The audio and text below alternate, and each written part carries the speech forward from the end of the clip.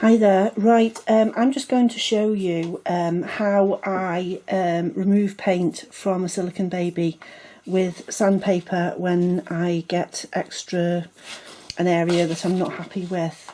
It does take the paint right back to the original baby, so you can't just remove the last layer you've put on. You literally remove everything, but it's very, very handy for areas of drips and things. I'd like to say I did these deliberately so that I could show you, but I actually didn't. So what I've got is some sandpaper. It's wet and dry. I've got two different types. I actually sell this in my shop as well.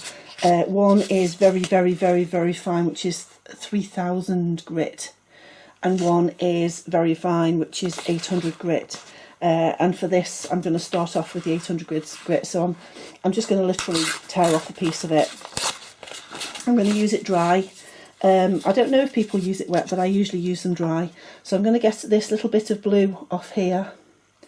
There's a bit of extra blue on the leg here, and there's a drip here.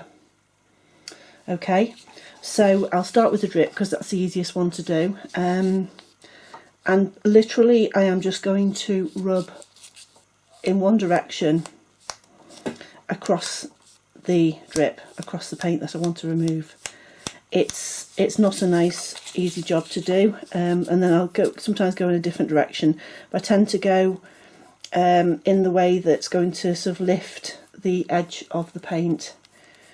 It doesn't harm the silicone baby in any way underneath, but this, people say, oh, you know, I've messed up this baby, I've bought this boo-boo baby that's been painted badly, and as you can see, it's taken that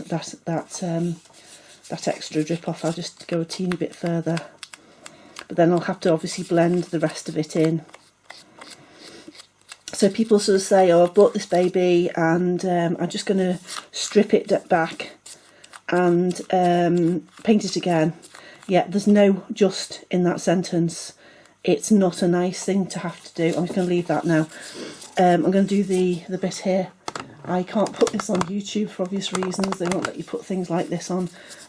So luckily I've got my own spot to put it on now on my app.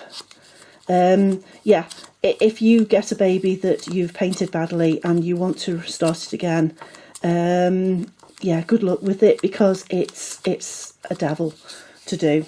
I've only ever done, I think I did an area of a baby, and it took me the whole Sunday, and I really wanted to kill somebody. It's horrible. It's horrible to do. So as you can see, this is starting to lift now, but you do have to rub it continually in the same direction. You can also do it this way if you have a mould that's, if the mould's picked up a crack, a very, very minute crack in the baby, in the sculpt, and you can see on the surface of the mould there's like a tiny, tiny, tiny ridge going along, you can rub it off with sandpaper. It's very handy to know. Some people swear by using a Dremel for this. I have used one once. One time I found it brilliant, another time I did ruin the baby because it just chewed up the surface of the silicone, so just watch it. So yeah, so that's it basically. I just thought I'd show you whilst I was doing it. And this is the other bit I was going to get off, this blue here. Unfortunately I did what none of us should ever do, and I actually painted last night.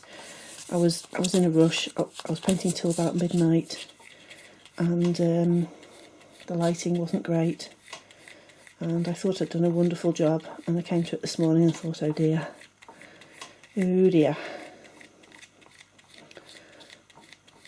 So yeah, just rub reasonably well, not you don't have to be that gentle, but rub in the same direction many times, and it does start to lift. Sometimes then you can kind of lift the edge and pull it a little bit. There we are, that's gone. As I say, it does take it back to the original colour, so it's not something that you want to do if you've done several coats and you're really happy with it and you're just not too happy with the next coat.